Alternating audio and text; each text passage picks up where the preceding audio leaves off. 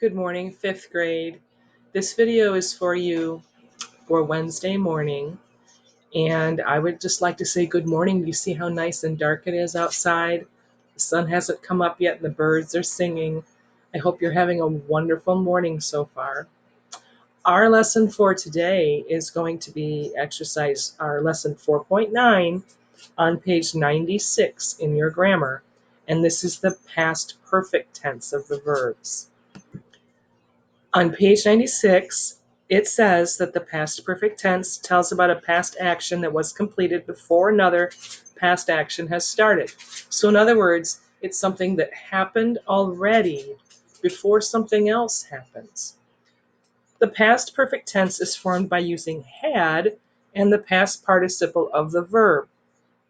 So for instance, after Italians had introduced pizza to the United States, it became a popular food here. Now, look at that sentence. After Italians had introduced pizza, then it became a popular food here. So that's an example of how something happened and was over in the past before something else occurred. Before I tasted pizza with pineapple topping, I had not thought of it as an appealing ingredient. Now, ironically, Jet's Pizza messed up my order last night, and instead of the Mediterranean pizza with tomatoes, feta, and spinach, I got a Hawaiian special pizza. I've never had pineapple and ham on the pizza together before, but it was delicious.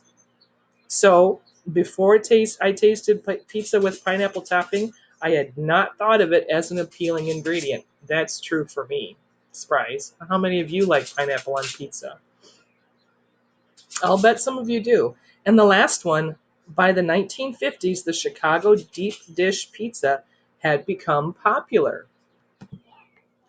So if we look at these sentences, we're going to see now in the next paragraph how our verb phrases that are highlighted are actually past perfect tenses. It says in the first sentence, the action of the verb phrase in the past perfect, which is had introduced, actually occurred before the action of the other verb, which is became.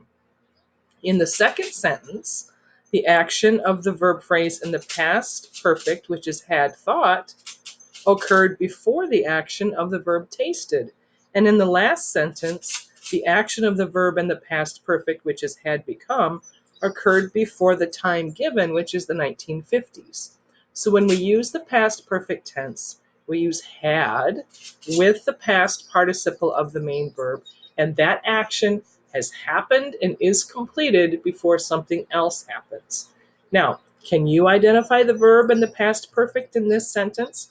Can you tell what action the verb preceded? Preceded means comes before. So I had cooked supper before Mom arrived home. Where's our past perfect tense? Had cooked.